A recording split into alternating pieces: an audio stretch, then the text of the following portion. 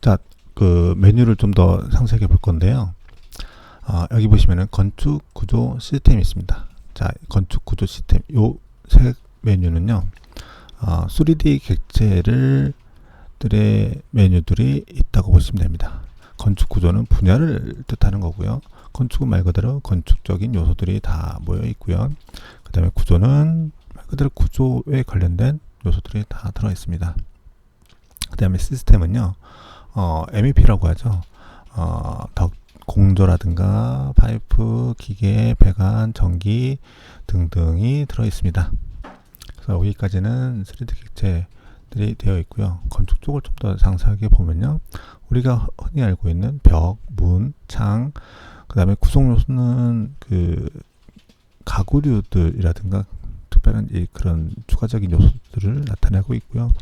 구성 요소도 보시면은 뭐 구성 배치가 있고 내부 편집 모델링, 뭐 내부에서 직접 따로 만들어서 작성하는 형태들도 있고요.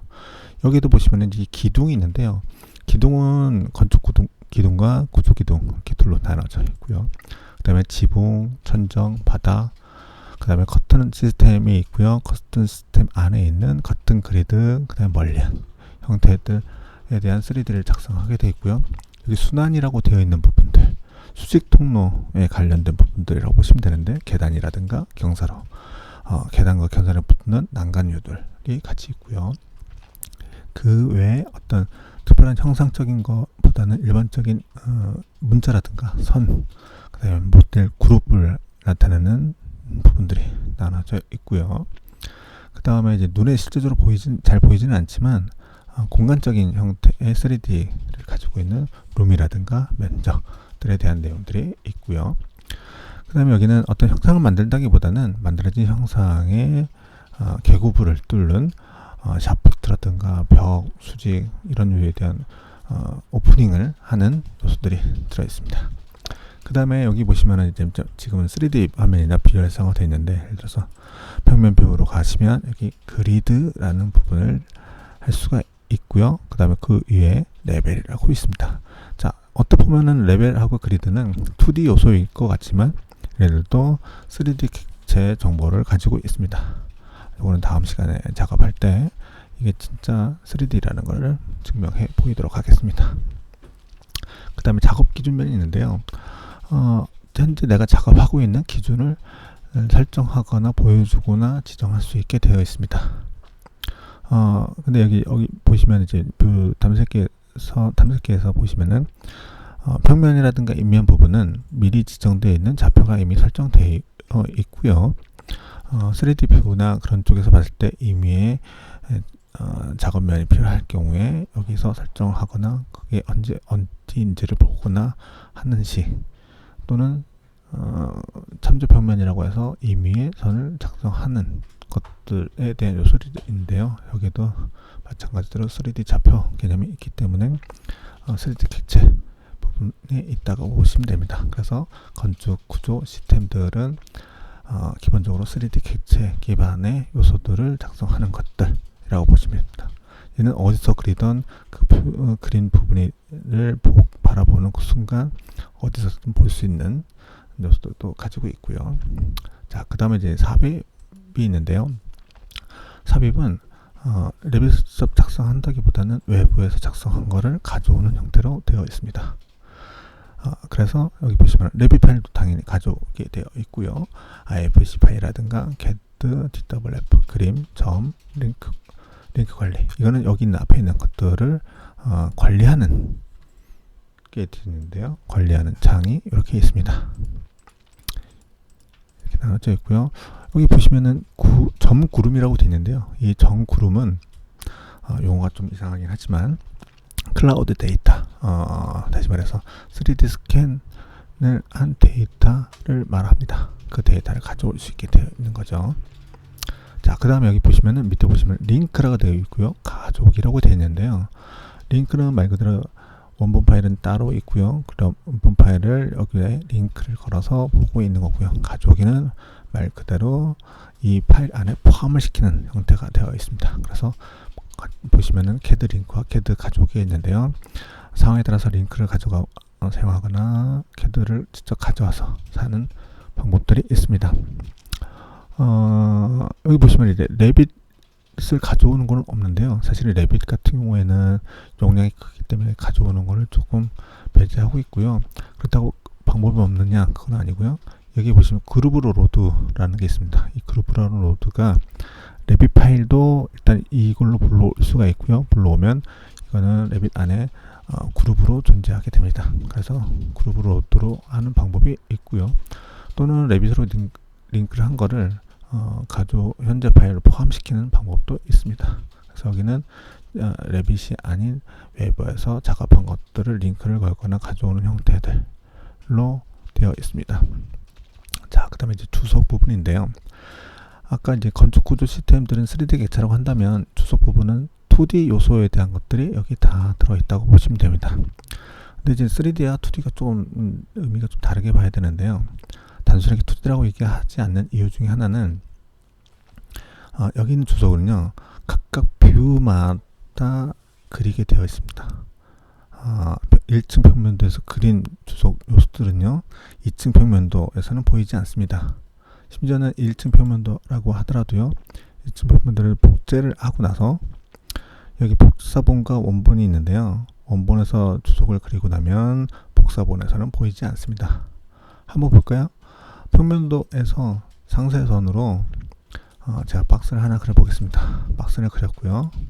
이 박스 그린 거를 1층 평면도 복사본에 가서 보시면요, 보이지 않습니다. 자, 근데요, 재미난 것 중에 하나가 이 선을 3D 선을 만들 수 있습니다. 3D 선은 어디냐면은 건축에 보시면은 여기에도 모델 부분에 모델 선이라고 있습니다. 같은 선인데 얘는 3D 선이고요. 주석에 있는 이 상세선은 2D적인 주석의 선을 가지고 있습니다. 그러면 어떻게 바꾸냐면은 이 주석으로 그린 상세선을 선택하고 나면 여기에 선 변환이라는 게 뜹니다. 선 변환이라는 걸 딱 클릭해 보시면요, 여기 메시지가 뜨죠. 레빗이 2개의 선을 변환하였습니다. 언뜻 봐서는 여기서는 잘 모르죠. 근데 1층 평면도 복사본에 가서 보시면요, 아까 2개 선택한 선이만 보이게 되고요. 이거는 결국 3D 선이라고 보시면 됩니다. 자, 3D 선인지 좀 더 확인해 보려면 이 3D 뷰로 가보게 되면요, 아까 선택했던 이 선들이 보이게 되고요. 얘를 다시 2D 선으로 바꿀 수 있는데요. 2D 주석선을 3D 뷰에서 선택할 때는 이거 변환은 안 됩니다. 3D에서는요. 단지 2D에서는 변환은 가능하거든요. 자, 요 2개 선을 또 변환을 할 수 있는데요. 변환을 하고 나면요, 자, 얘는 아까 3D 선이었잖아요. 3D 선에서 변환을 신청하면 2D 선으로 변환되게 됩니다. 이쪽에서 볼까요? 이쪽에서는 없어졌죠. 자, 그 변환하는 그 뷰로 삽입이 되게 되어 있습니다. 자, 다시 요거를 변환을 하게 되면 3D로 된 거고요. 이쪽에 가면 다시 이쪽에 가 있죠. 뭐 이런 식으로 되어 있는데, 결국은 주석에는 이 지수 표현이라든가 어떤 상세선 영역은 해치하는 것 같은 것들 말을 하고요. 그 다음에 클라우드 마크, 단열재 표시, 글자, 태그. 이 태그는 정보를 연결하는 태그 값이기 때문에 상당히 중요한 요소 중에 하나인데, 얘도 결국은 주석 요소이기 때문에 이쪽에 다 있습니다. 얘는 3D 요소가 아니기 때문에 다른 작업한 뷰가 아닌 다른 뷰에서는 보이지 않게 되는 거죠. 여기 있는 것들은 어떻게 보면은 우리가 이제 안경 유리에다가 표현하는 거랑 같다고 보셔도 돼요. 만약에 안경이 표현한 것들이 없어지면 안 보이는 거죠. 그 안경을 통해서만 보이는 형태가 됩니다. 자, 그 다음에 여기 이제 해석이 있는데요. 이 해석은 말 그대로 구조 해석이라든가 에너지 해석, 시뮬레이션 그런 것들을 하게 되어 있는데요. 이 앞에 있는 부분은 구조 해석에 대한 것들이고요. 공간 구역이라든가 보고서 일람 시스템, 이쪽은 MEP에서 하는 해석들 관련된 내용이 있고요. 그 다음에 에너지 해석, 요거는 이제 주로 친환경 부분에서 기류라든가 열, 빛, 뭐 그런 것들 이제 해석할 수 있는 것들이 있는 겁니다. 건축에서는 이쪽 부분을 많이 쓰게 되겠죠. 구조 파트에서는 구조 해석을 쓸 거고요. 그 다음에 매스 작업 앤 대지가 있는데요. 말 그대로 여기 있는 매스는 개념 매스, 그러니까 어떤 캔섭 형태의 매스들을 작성하는 기능이 들어있고요. 자, 근데 이제 컨셉 매스를 하고 나면 그 컨셉 매스 부분을 기준으로 커튼홀이라든가 지붕, 벽, 바닥으로 변환할 수 있는 메뉴가 여기 있고요. 그 다음에 대지 요소인 땅에 대한 지형면에 대한 지형에서 얹혀지는 구성물이라든가 그런 것들을 여기서 작성하게 되어 있습니다.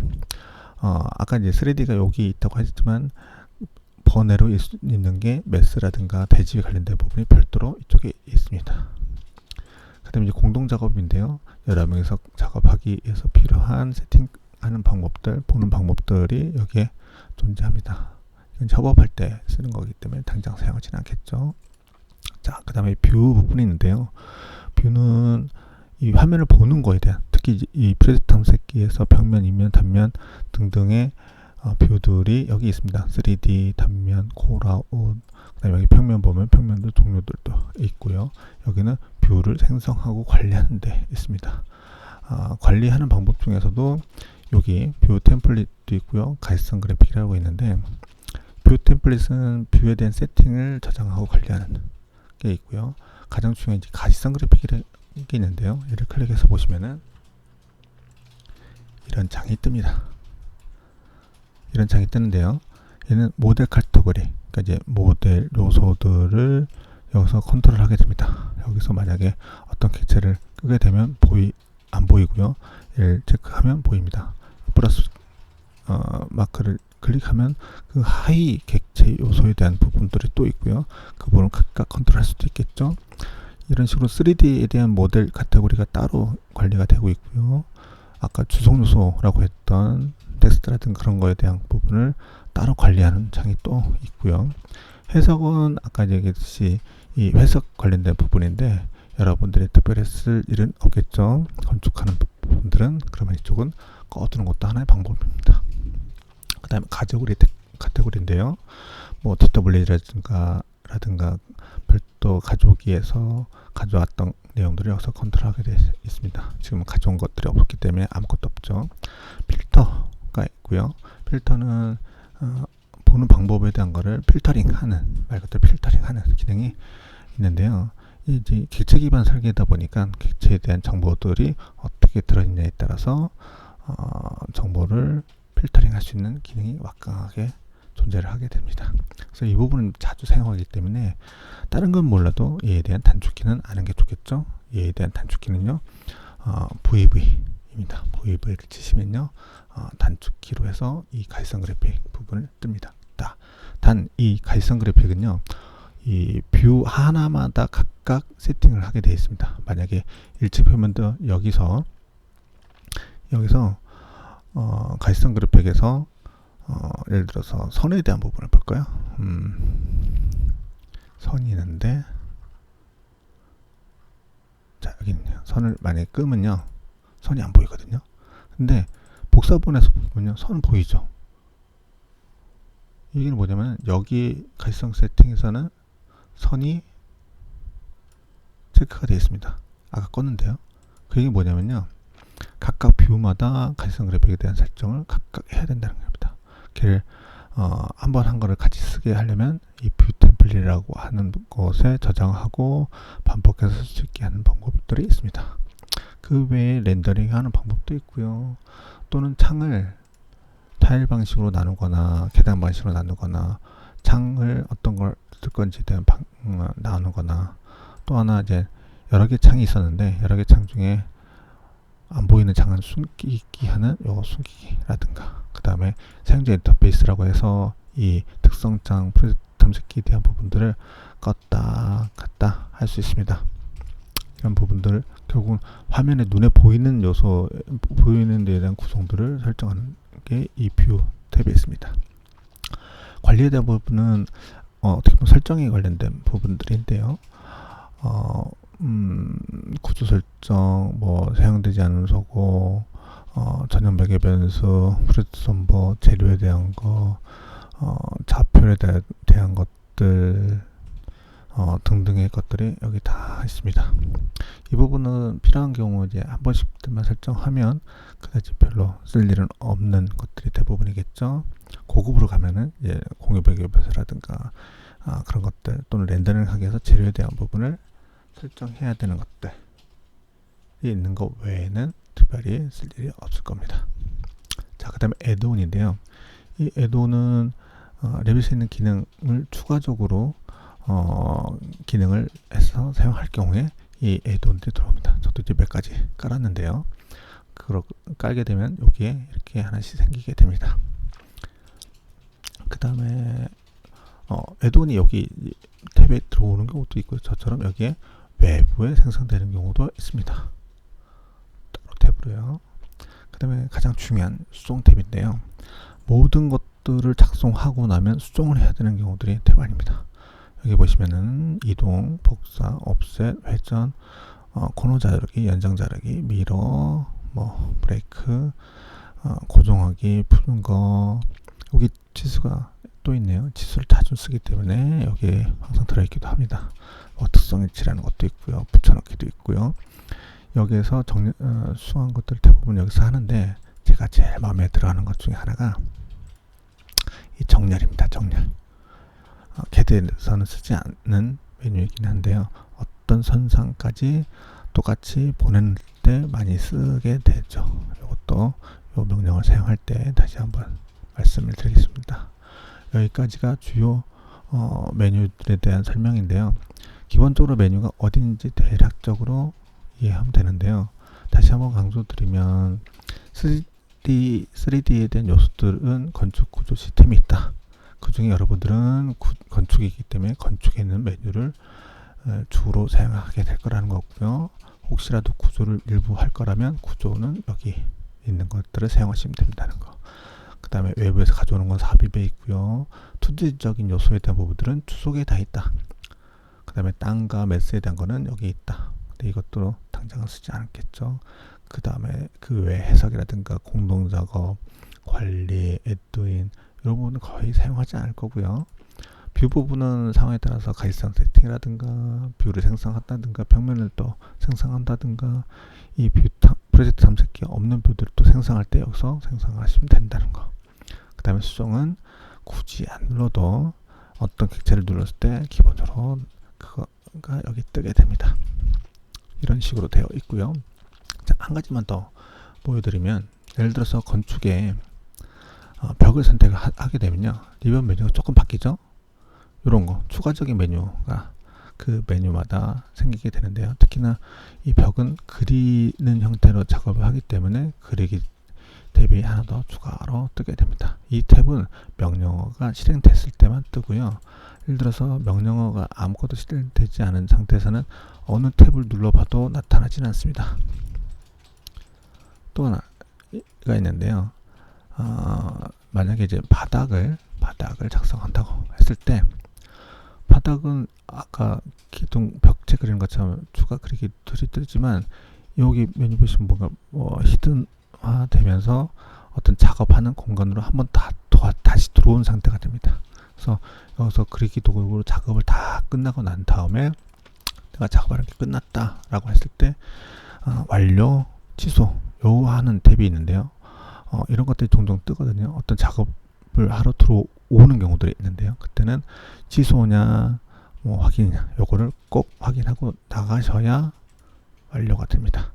뭐 이런 형태들이 있습니다. 요걸 잘 사용함으로 해서 메뉴들 어딘지를 알아야 작업하기 편하겠죠. 네, 여기까지가 스텝 1번에 대한 인터페이스 부분에 대한 설명이었습니다.